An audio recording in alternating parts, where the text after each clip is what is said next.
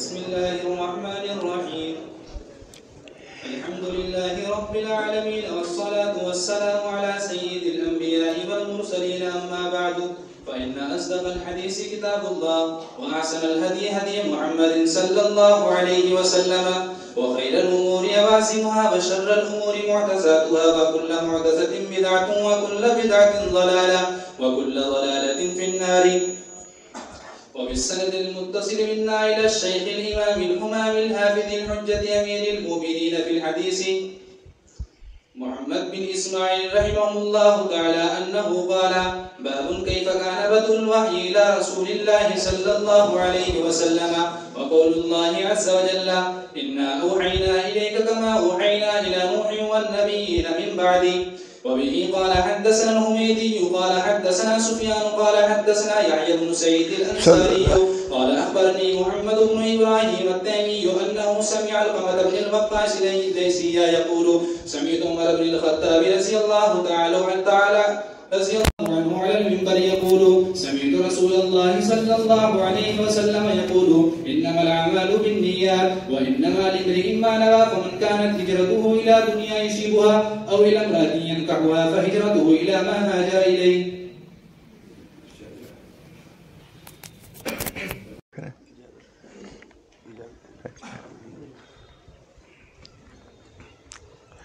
ترجمات اجازت کے سلسلے میں عرض ہے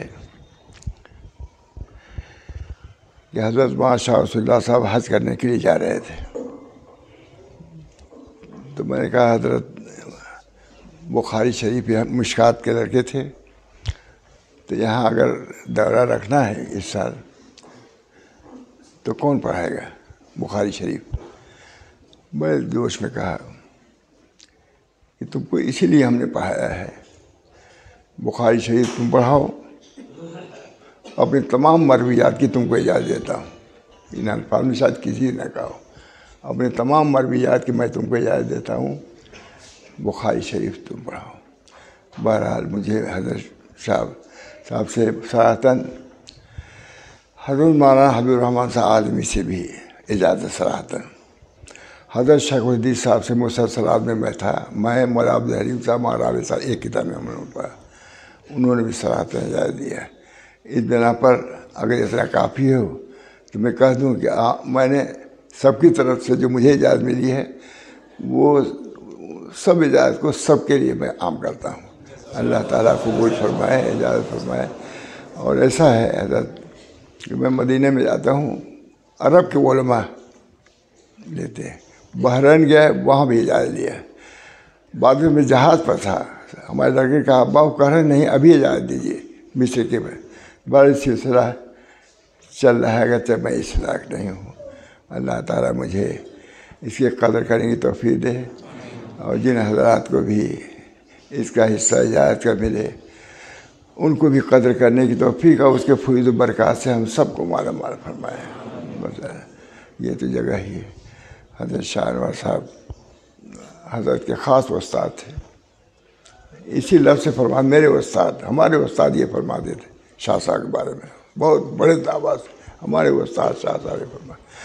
قاری طیب صاحب رحمۃ اللہ علیہ بعد میں تھے، مفتی محمد شفیع صاحب، مولانا شاہ رسول اللہ سب ساتھی تھے. اس کے بعد حضرت قاری صاحب کا. بہرحال یہ جو مجھے آیا میں نے کہہ دیا. ہمارے میں کیا منشا تھے آپ لوگوں کو اگر ہو گیا ہو تو دعا کر لیجیے، کوئی دعا کرنا. دعا